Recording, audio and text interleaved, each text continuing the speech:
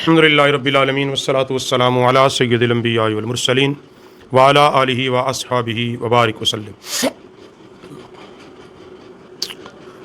اللہ رب العالمین نے قرآن پاک کے اندر بار بار نماز کے قائم کرنے، نماز کے ادا کرنے، نماز کے پڑھنے کا حکم دیا۔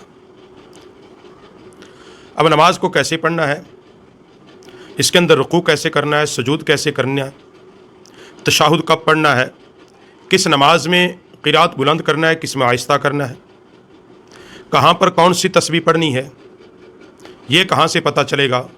یہ نبی کریم صلی اللہ علیہ وسلم کے طریقے سے پتہ چلے گا۔ اور بہترین نماز وہی نماز ہے جس طرح آقا علیہ السلام نے فرمایا، نماز کو ویسے ہی پڑھو جیسے مجھے پڑھتا ہوا دیکھتے ہو۔ اب نبی کریم صلی اللہ علیہ وسلم کے طریقے کے مطابق اگر نماز پڑھی جائے گی تو وہ نماز ہوگی، وہ نماز اللہ کے ہاں عبادت کے درجے کو پہنچ جائے گی۔ اگر ہم اپنی من مرضیاں کریں گے اور ہم یہی سمجھیں کہ جس طریق کو میں نے اپنایا ہے میری نماز ٹھیک ہے، اس کے علاوہ کسی کی ٹھیک نہیں ہے، باقیوں کی باطل ہے، تو یاد رکھو تیرے علم نے تجھے دھوکے میں ڈال دیا ہے۔ میں چند احادیث پاک اسی حوالے سے عرض کروں گا اور یہ تقریباً بخاری شریف سے ہوں گی۔ پہلی حدیث بخاری شریف کے اندر ہے، صفۃ الصلاۃ کے باب سے ہے، کتاب الصلاۃ کے باب سے ہے کہ حضرت انس بن مالک الانصاری رضی اللہ تعالیٰ عنہ راوی ہیں کہ نبی کریم صلی اللہ علیہ وسلم گھوڑے پر سوار ہوئے اور آپ علیہ الصلاۃ والسلام کا دایاں پہلو مبارک زخمی ہو گیا، یعنی آقا علیہ الصلاۃ والسلام مبارک گھوڑے پر سوار ہونے لگے، اور ایک روایت کے اندر ہے کہ آقا علیہ الصلاۃ والسلام جب گھوڑے سے نیچے تشریف لانے لگے تو کچھ خراش آ گئی آپ کے دائیں پہلو پر، تو آپ علیہ الصلاۃ والسلام نے ہمیں نماز بیٹھ کر پڑھائی اور ہم نے بھی آپ علیہ الصلاۃ والسلام کے پیچھے بیٹھ کر نماز پڑھی۔ پھر نبی کریم صلی اللہ علیہ وسلم نے سلام پھیرا اور آقا علیہ الصلاۃ والسلام نے فرمایا، امام تو بنایا ہی اس لیے جاتا ہے کہ اس کی پیروی کی جائے، جب وہ کھڑا ہو کر نماز پڑھے تو تم بھی کھڑے ہو کر نماز پڑھو، اور جب وہ رکوع کرے تم بھی رکوع کرو، اور جب وہ سر اٹھائے تم بھی اٹھاؤ، اور جب وہ سجدہ کرے تو تم بھی سجدہ کرو، اور جب وہ سمیع اللہ لمن حمیدہ کہے تو تم کیا کہو؟ ربنا لک الحمد۔ یہ پہلی حدیث بخاری شریف سے۔ یہاں اس حدیث میں امام کی عظمت کو جہاں بیان کیا، وہاں امام کے پیچھے نماز پڑھنے والوں کو اس کی اقتداء کا پابند کیا ہے، یہ بات یاد رکھیں۔ تیسرا کہ جب تم سر اٹھاؤ رکوع سے تو کیا پڑھے امام؟ سمیع اللہ لمن حمیدہ۔ دوسرا حصہ اللہ کے نبی علیہ السلام نے مقتدیوں کو عطا فرما دیا، ربنا ولک الحمد، کیونکہ نماز کو آپ بغور جب اس کے طریقے کو پڑھیں گے، امام اور مقتدیوں کے دونوں کے حصوں کو ملا کر ایک با جماعت نماز ادا ہوتی ہے۔ کچھ حصہ صرف امام کرتا ہے اور کچھ امام اور مقتدی دونوں کرتے ہیں۔ اور پھر فرماتے ہیں دوسری حدیث، اس کو بھی بخاری شریف میں نقل کیا ہے، انس بن مالک سے یہ بھی راوی کہ نبی کریم صلی اللہ علیہ وسلم نے فرمایا، رکوع اور سجدے پورے کیا کرو، خدا کی قسم میں تمہیں اپنے بعد بھی دیکھتا ہوں، اور کبھی آقا علیہ السلام نے فرمایا پیٹھ پیچھے سے بھی دیکھتا ہوں جب تم رکوع اور سجدہ کرتے ہو۔ تو یہ نبی علیہ السلام کی خصوصیت میں سے ایک خصوصیت تھی کہ نبی علیہ الصلوۃ والسلام نے اپنے پچھلے مقتدی یعنی اصحاب کو متنبہ کیا، اور بالخصوص حضور کے پیچھے وہ لوگ نماز پڑھنے والے جو نماز تو رسول اللہ کے پیچھے پڑھتے تھے مگر دل ان کے رسول اللہ کے پیچھے نہیں تھے۔ حضور نے فرمایا اپنے رکوع اور سجود ٹھیک کیا کرو، میں کوئی عام نہیں ہوں، میں اللہ کا نبی ہوں، میں جیسے آگے دیکھتا ہوں تمہارے رکوع سجود کو بھی دیکھتا ہوں۔ تیسری حدیث سہل بن سعد رضی اللہ تعالیٰ عنہ، یہ بھی بخاری شریف میں ہے۔ باقی حدیثیں بڑی زور و شور سے پڑھی جاتی ہیں تو یہ بھی پڑھ کے سنا دیا کریں معذرت کے ساتھ، بخاری شریف میں یہ بھی حدیثیں۔ اچھا پھر جب ان سے کہا جائے یہ حدیث کہاں سے لی؟ جی بخاری سے لی، یہ بخاری کی حدیث ہے؟ نہیں جی یہ رسول اللہ کی حدیث ہے۔ بخاری سے کیوں لی؟ کہ جی مستند محدث ہیں، انہوں نے صحیح حدیث کو نقل کیا ہے۔ اچھا ہمیں تانا دیتے ہیں، دیکھو جی یہ نماز محمدی نہیں پڑھتے، یہ نماز حنفی پڑھتے ہیں، ہم حنفی لوگ ہیں، امام اعظم ابو حنیفہ علیہ رحمہ کی تقلید کرتے ہیں، تو دیکھو یہ تو پیغمبر سے بغاوت کرتے ہیں. بھی ہمارا بھی یہی جواب ہے کہ نماز رسول اللہ کی ہے، مگر ہمیں طریقہ جو بتایا وہ امام اعظم ابو حنیفہ نے بتایا ہے. انہوں نے کیوں بتایا؟ انہوں نے احادیث کا مطالعہ کر کے نبی علیہ السلام کی اس صحیح نماز کو ہم تک پہنچا دیا ہے جو حضور علیہ السلام ادا فرماتے تھے. اور میں اس پہ پہلے بات کر چکا ہوں کہ امام اعظم کتنے مستند شخصیت ہیں، کہ آپ کا علم کتنا مستند ہے. آپ امام بخاری کے بھی اساتذہ میں ہیں، لیکن یہ ایک الگ موضوع ہے. حضرت سہل بن سعد نے فرمایا کہ لوگوں سے کہا جاتا تھا نمازی حالت نماز میں اپنے دائیں ہاتھ کو اپنی بائیں کلائی پر رکھے، اپنے دائیں ہاتھ کو اپنی بائیں کلائی پر رکھے. یہ جو ہم ناف کے نیچے ایسے ہاتھ باندھ لیتے ہیں اور پتہ نہیں پھر ہم پہ کیا کیا الزام لگایا جاتا ہے. اور یہ حدیث بھی بخاری کے اندر ہے، یہ بھی بخاری کے اندر ہے. اور یہ روایت کون کرتے ہیں؟ سہل بن سعد. کہ لوگوں سے یہ بات کہی جاتی تھی کہ نمازی حالت نماز میں جب ہاتھ باندھے اپنا دایاں ہاتھ کو اپنی بائیں کلائی پر رکھے. اور ابو اعظم نے فرمایا مجھے تو یہی معلوم ہے کہ حضرت سہل اس بات کو نبی پاک علیہ السلام کی طرف منسوب کرتے تھے. کہتے حضرت سہل ہے، لیکن کہتے میرا جہاں تک علم ہے، مجھے جہاں تک یاد ہے، وہ اس بات کو آقا علیہ السلام کے ساتھ منسوب کرتے تھے. تو صحابی رسول کا یہ طریقہ ہے، اور یہ ممکن ہی نہیں کہ صحابی نبی علیہ السلام کے طریقے کے خلاف کرتا ہو. تو پتہ یہ چلا نماز کے اندر کلائی پہ ہاتھ، یعنی دائیں ہاتھ کو بائیں کلائی پہ رکھنا، یہی نبی علیہ السلام کا طریقہ ہے، اور یہی نبی علیہ السلام کے صحابہ کا طریقہ ہے. اب تیسری حدیث پڑھ لیں، یہ بھی بخاری شریف کے اندر اسی باب سے. عمران بن حسین رضی اللہ تعالیٰ عنہ روایت کرتے ہیں کہ کہتے ہیں کہ انہوں نے حضرت علی کے ساتھ رضی اللہ تعالیٰ عنہ سے بصرہ میں نماز پڑھی مولا کائنات کی امامت میں. لوگوں کا یہ دعویٰ نہیں، حقیقت بھی یہ ہے کہ نبی علیہ السلام کے علم وراثت میں سے جتنا علم مولا کائنات کو نصیب ہوا ہے باقی کسی کو نہیں ملا. اور یہاں صحابی رسول نقل کرتے ہیں کہ میں نے حضرت مولا کائنات کے ساتھ بصرہ میں نماز پڑھی، تو انہوں نے ہمیں وہ نماز یاد کروا دی جو ہم رسول اللہ کے ساتھ پڑھا کرتے تھے. وہ نماز یاد کرا دی، کیوں نہ کہ مولا کائنات جنہوں نے ساری زندگی رسول اللہ کے ساتھ گزار دی، حضور کے گھر کے خاندان کے افراد ہیں، آل سادات ہیں، حضور کے داماد ہیں. تو مولا کائنات سے تعالیٰ کسی کی نماز نہیں ہوگی نا. تو حضرت مولا کائنات نے نماز، صحابی کہتے ہیں کہ رسول اللہ کی نماز یاد کرا دی. کیسے پڑھی؟ آپ جب بھی اٹھتے اور جھکتے تو تکبیر کہا کرتے تھے. جب بھی اٹھتے اور جھکتے تو کیا کہتے؟ تکبیر، یعنی اللہ اکبر. آگے اسی کے آگے دوسری حدیث بخاری اور مسلم کے اندر ہے. حضرت ابو ہریرہ نے نماز پڑھایا کرتے تھے، حضرت ابو سلمہ روایت کرتے ہیں. تو جب بھی جھکتے اٹھتے تو تکبیر کہتے، یہ جو ہم نماز میں کہتے ہیں اللہ اکبر. اور جب آپ نماز سے فارغ ہوتے تو فرمایا میری نماز تم سب سے زیادہ رسول اللہ کی نماز کے ساتھ مشابہت رکھتی ہے. ابو ہریرہ فرماتے کہ جس طرح میں نے تمہیں نماز پڑھ کے دکھائی ہے، میری نماز سب سے زیادہ رسول اللہ کے مشابہ ہے.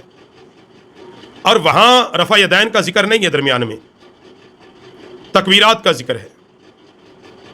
اور پھر کہتے ہیں انس بن مالک کہ نماز کہاں سے شروع کرنی چاہیے؟ نماز امام کہاں سے شروع کرے؟ ویسے ہی کی جاتی ہے کہ جب جہری نماز ہوتی، جہاں بلند قرات کی جاتی ہے، تو حضرت انس بن مالک کہتے ہیں کہ نبی علیہ الصلوۃ والسلام، حضرت ابو بکر، حضرت عمر کو میں نے نماز پڑھتے ہوئے دیکھا، وہ نماز کو الحمدللہ رب العالمین سے شروع کرتے. یعنی بعض حضرات جو جن کو علم نہیں، وہ کہتے ہیں جی الحمد شریف سے پہلے بسم اللہ بھی اونچی آواز میں پڑھنی چاہیے. حالانکہ اس پہ آگے حدیثیں آئیں گی، اس کو بدعت کہا صحابہ نے. نبی علیہ السلام اور صحابہ سے جو طریقہ مروی ہے وہ یہی ہے کہ نماز کو الحمدللہ سے شروع کیا جاتا تھا. آہستہ آواز میں پڑھنے کی بعض فقہاء نے کہا بھی ٹھیک ہے، مگر بلند آواز سے بسم اللہ شریف کو منع کیا گیا ہے. اور اسی طرح کہتے ہیں انس بن مالک، یہ تمام حدیث بخاری شریف سے میں نقل کر رہا ہوں، نبی کریم صلی اللہ علیہ وسلم اور حضرت ابو بکر، حضرت عمر، حضرت عثمان غنی کی اقتداء میں نے نمازیں پڑھی ہیں. کون کہتے ہیں؟ انس بن مالک.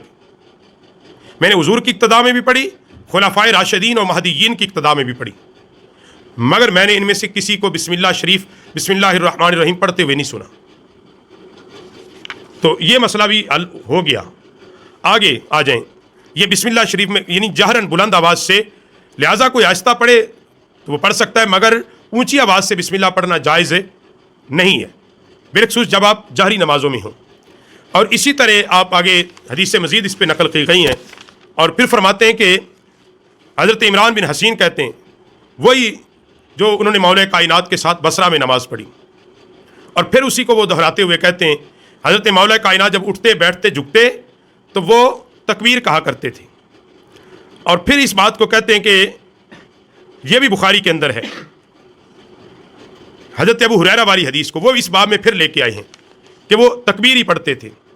اور پھر آگے روایت کی جاتی ہے عمران بن حسین نے حضرت علی بن ابی طالب کے پیچھے نماز پڑھی، جب انہوں نے سجدہ کیا تو تکبیر کہی، سر اٹھایا تو تکبیر کہی، جب 2 رکعتوں سے اٹھے تو تکبیر کہی، جب نماز مکمل ہو گئی تو حضرت عمران بن حسین نے میرا ہاتھ پکڑ کر فرمایا، انہوں نے کہا مجھے محمد مصطفیٰ صلی اللہ علیہ وسلم کی نماز یاد کرا دی، انہوں نے مجھے ایسی نماز پڑھائی جیسی رسول اللہ نے نماز پڑھائی ہے۔ تو مولا کائنات نے رفع یدین نہیں کیے، ماں سوا تکبیر اولا کے تکبیرات پڑھی ہیں، ہم بھی تکبیرات پڑھتے ہیں۔